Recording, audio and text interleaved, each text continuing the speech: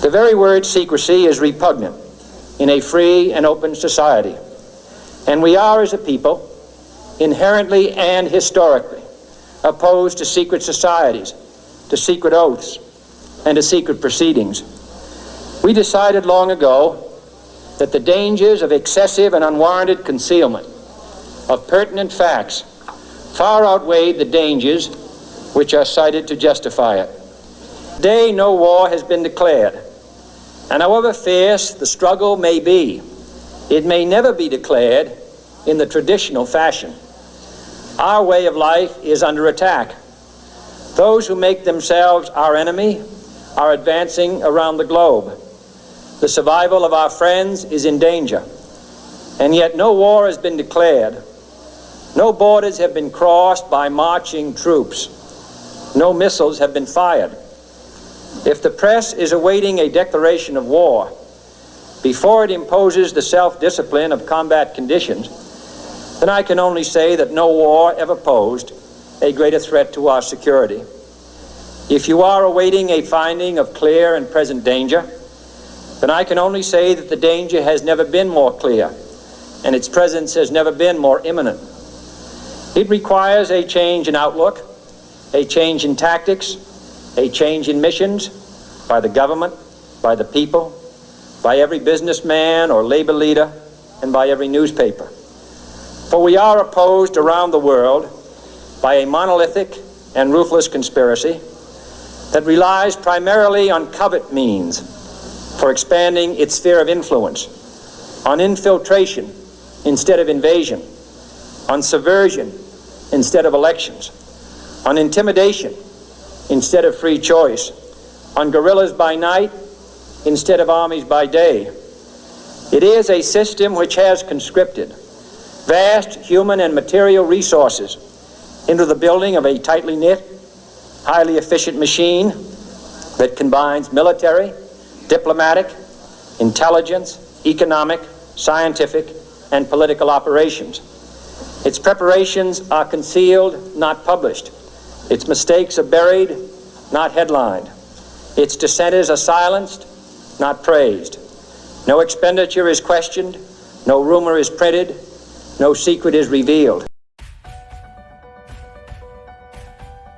Formerly acknowledged as the Star of David, the move to adopt this symbol for the flag of Israel angered many Jews who realized that the symbol is in fact not the Star of David, but a hexagram symbol that was used in the ancient mystery religions. Many anti-Zionist Jews have since gone on to participate in annual flag burning rituals. It is in the biblical figure of Solomon that we can trace the true origins of the six-pointed star or hexagram. Solomon called the star the talisman of Saturn, or what became known as the Seal of Solomon. As we see, the bull's head is enclosed in a six-pointed star and surrounded by the letters composing the name Remphan, the planetary genius of Saturn, according to the alphabet of the Magi. The bull represents Moloch worship, which we will look at shortly, but first we need to examine two passages from the Bible that provide more detail on Solomon. Kings 11, 1-5 in the Bible features this passage. But King Solomon loved many foreign women, as well as the daughter of Pharaoh, women of the Moabites, Ammonites, Edomites, Sidonians, and Hittites, from the nations of whom the Lord had said to the children of Israel, "You shall not intermarry with them, nor they with you. Surely they will turn away your hearts after their gods." Solomon clung to these in love, and he had 700 wives, princesses, and 300 concubines, and his wives turned away his heart. For it was so, when Solomon was old, that his wives turned his heart after other gods, and his heart was not loyal to the Lord, his God, as was the heart of his father David. For Solomon went after Ashtoreth, the goddess of the Sidonians, and after Milcom, the abomination of the Ammonites. Ashtoreth here is a female goddess and the same goddess as Ishtar in Babylon, Isis in Egypt. The Romans called her Diana, and the Greeks Artemis, and the symbol is Venus. Milcom here is a male god, and its root word means king or Baal. It is the same god that is referred to as Moloch, or Nimrod in Babylon, Osiris in Egypt, Baal in Sidon. There are overlaps with Zeus in Greek culture and Jupiter in Roman culture. The symbol is Saturn. As the passage makes clear, Solomon fell in love with the women of Egypt and began to worship these false gods. Two other passages from the Bible directly reference the symbol of the star, or the seal of Solomon, or the talisman of Saturn. But ye have borne the tabernacle of your Moloch, and Chiun your images, the star of your God, which ye made to yourselves. In another passage, just before being stoned to death by the Jews, Stephen accused the Jewish leaders. And you took up the tent of Moloch, and the star of your god Remphan, the figures which you made, in order to worship them. As you see, the star in the Bible is directly correlated with the god Moloch and Remphan. Remphan is another word for Saturn. If you study the geometry of the star, you realize it has 6 points, forms 6 equilateral triangles, and its interior forms a 6-sided hexagon. The 6 points, 6 triangles, and 6 sides of the hexagon equate to 666, the specific number that the Bible designated as the mark of the beast, or Lucifer's number.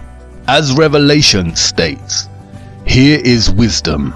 Let him that hath understanding count the number of the beast, for it is the number of a man, and his number is 666.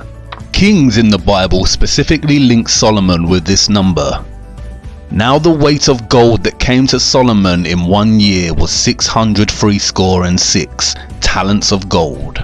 The Bible specifically states that it was Solomon that used the star and not David.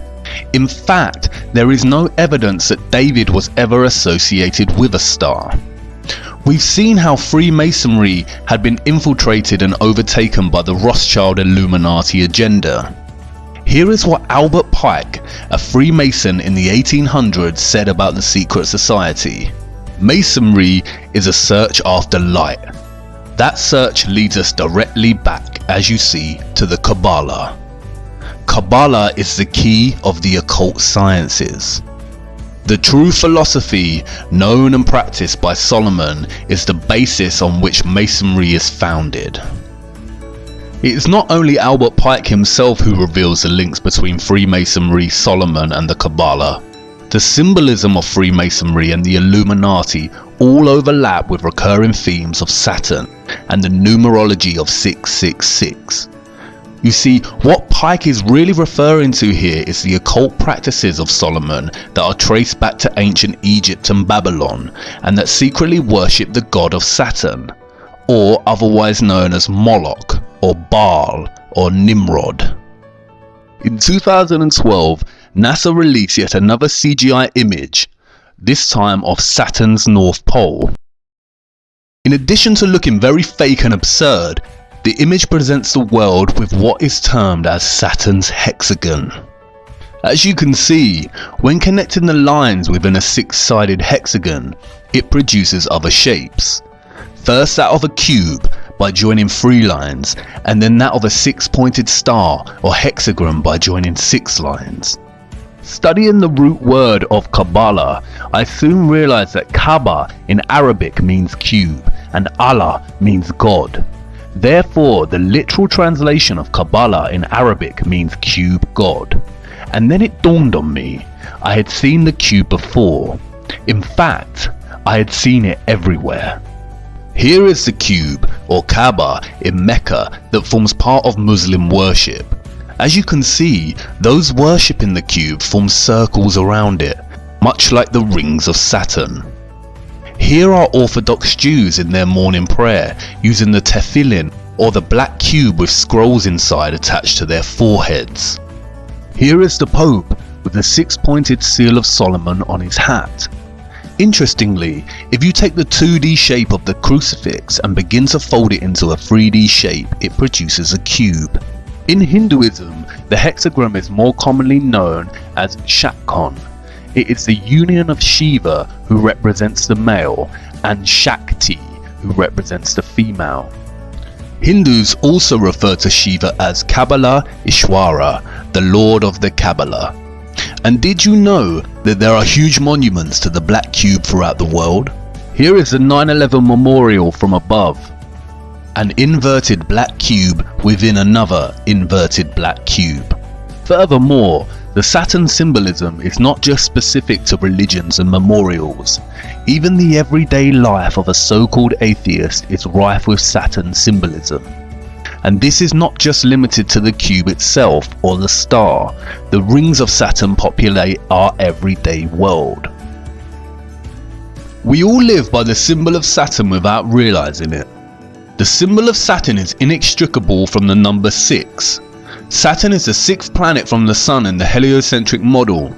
Also, Saturn Day, or what we now refer to as Saturday, is the 6th day. If you look closer at the Freemason square and compass, it is indeed a broken 6-star hexagram. When linking the letters that spell Mason on the $1 bill, you get a 6-pointed hexagram with the Eye of Providence, or the Eye of Horus, specifically highlighted. Horus, again Egyptian gods. Saturn has also become inextricable with Satan or Lucifer. As Manly P. Hall writes, Saturn has also been associated with Satan, and this for numerous reasons. First, many authors argue that the word Satan is derived from the word Saturn. Second, Saturn is associated with the color black, as well as Satan. Third, ancients considered Saturn to be the furthest planet from the Sun, the latter being associated with the principle of good. Saturn is consequently the celestial body that is the less exposed to the Sun's divine light, and thus associated with the coldness of the principle of evil. Finally, the great god Pan, the horned deity, represented Saturn in ancient paganism. This half-man, half-goat creature is considered the ancestor of our modern depictions of Satan. Pan was a composite creature, the upper part, with the exception of his horns, being human, and the lower part in the form of a goat. The pipes of Pan signify the natural harmony of the spheres, and the god himself is a symbol of Saturn because this planet is enthroned in Capricorn, whose emblem is a goat. The pagan Pan also has other guises such as Baphomet, the half-goat, half-human, who has associations with Satan and Moloch. Like Saturn, Illuminati Freemasonry symbolism is prevalent throughout our society in the form of corporate logos and, as Albert Pike said, Freemasonry is the following of the philosophy of Solomon. It is also inextricable from the symbolism of Satanism. Here are some of the most recognized corporate logos we come across in our society today. Rebranding of old Masonic symbols and the emphasis on 666. 666, or the mark of the beast, is repeated throughout corporate symbolism. For instance, World Wide Web, or WWW in Jewish gematria, is 666. It is also used for the logo of the Monster energy drinks. It is also a recurring motif along with the single one eye of Providence. Many celebrities and politicians have been photographed making the 666 hand sign around the eyes. The sign forms a 6 and the 3 fingers indicates 3 score, or in other words, 666. Zechariah 11:17 mentions the eye in specific reference to straying from God and into Satan worship. Woe to the idle shepherd that leaveth the flock. The sword shall be upon his arm and upon his right eye. His arm shall be clean dried up, and his right eye shall be utterly darkened.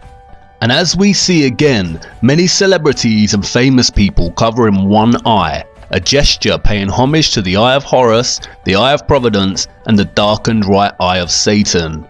We also see many make the Horn of Canuto hand sign representative of Satan.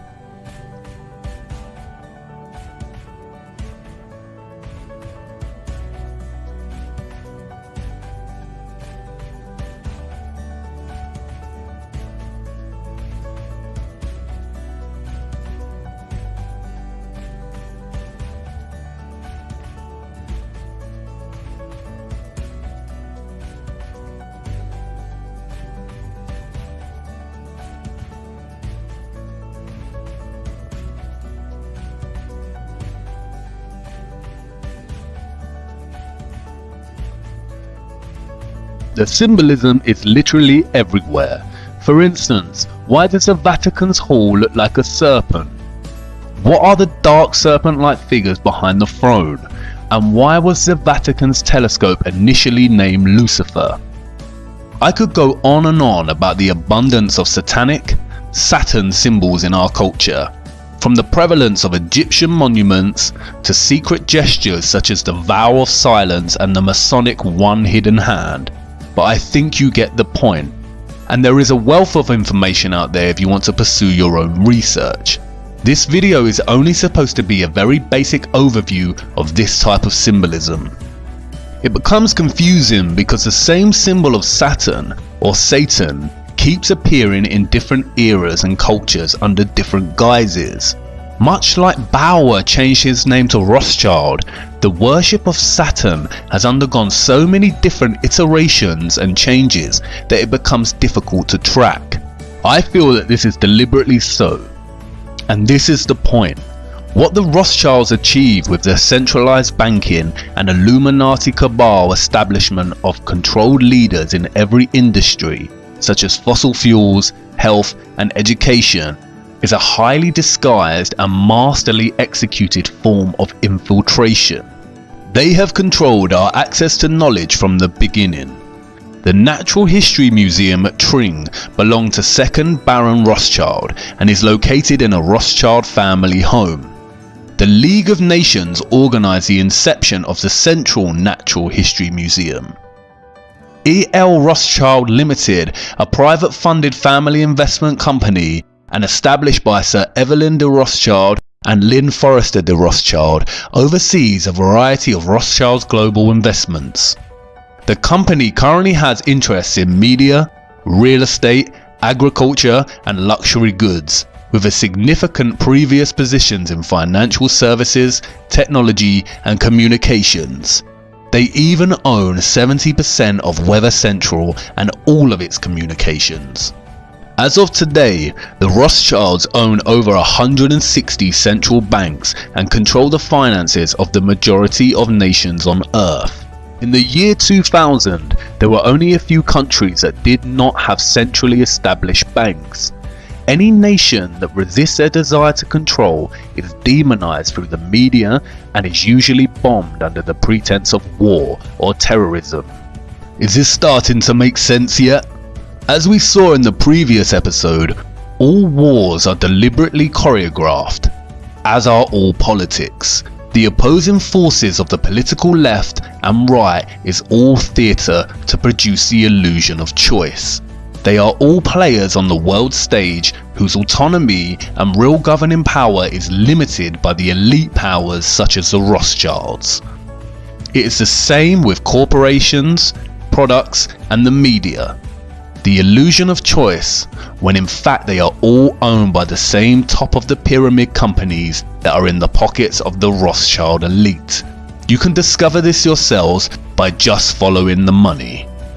The primary aim of the Illuminati cabal is to establish Novus Ordo Seclorum, as stated on the $1 bill, and which means a new order of the ages, or a new world order.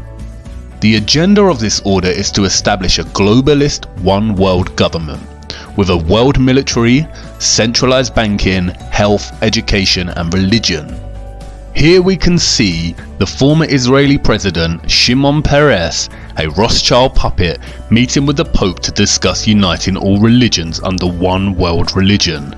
And I can bet you that the one world religion would carry the symbol of Saturn. Again, I will not go into much depth about globalism and the New World Order agenda. There is a wealth of material on the internet if you are interested. The Rothschilds and the Rockefellers are just one of the many governing cabal elite families that run and rule our world. Doing justice to the complexity of this would require its own video series. My main objective is to give you a brief overview of the Rothschilds power complex and its grip on our world, and to show you the prevalence of satanic symbolism that stems from this power complex, as it is the key to understanding the lie behind the heliocentric model of the Earth, and why they would deliberately hide that our Earth is a flat, disc-like plane. Despite being studied and used by different Jewish sects today, the Kabbalah is not exclusively Jewish. It has ties that go beyond Judaism. Jewish mysticism originated with the apostate Israelites and ancient Egypt and Canaan during the time of the serpent religions of the Ammonites, the Canaanites and Egyptians, all of which trace back to Babylon. And, as I have shown you, this is evident in the symbolism. Does this mean that Orthodox Kabbalah Jews secretly worship Saturn or Satan? No.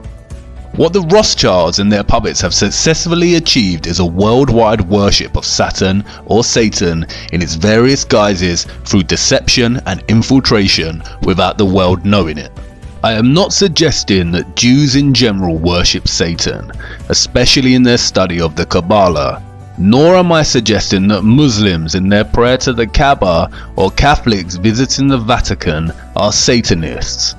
I am showing you that without actually knowing it, we are all in some way giving our energy and worship to this satanic lineage without realizing it. Even if you're an atheist, the black cube and Saturn rings are so prevalent in your life you may wear clothing with the symbolism on without even realizing. It is now important to return to the Big Bang.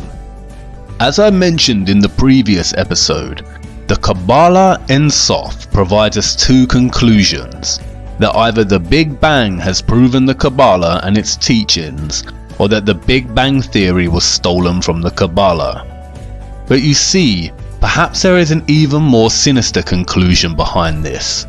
Perhaps, just perhaps, modern Kabbalists, or more specifically the Illuminati Freemasonry Satanic Complex, have figured out a way to force their beliefs onto others by renaming their views as science.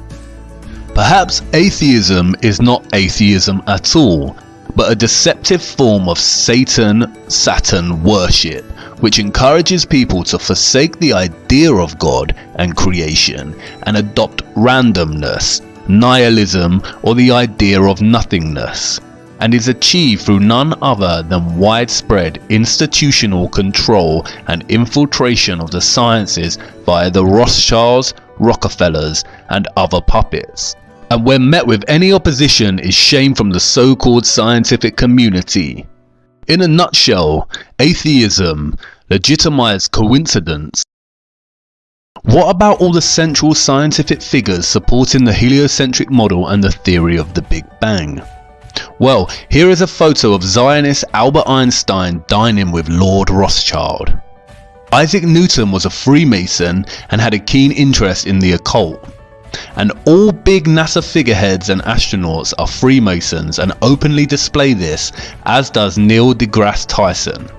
There exists an organization called the Anti-Defamation League, which serves as an instrument to try and convince everyone that any mention of the Rothschilds and their allies is an anti-Semitic attack on all Jews. This is given historical weighting by the Rothschild choreographed Holocaust and also controlled by the Rothschild-Rockefeller media complex. All major mainstream media outlets can be traced back to their control.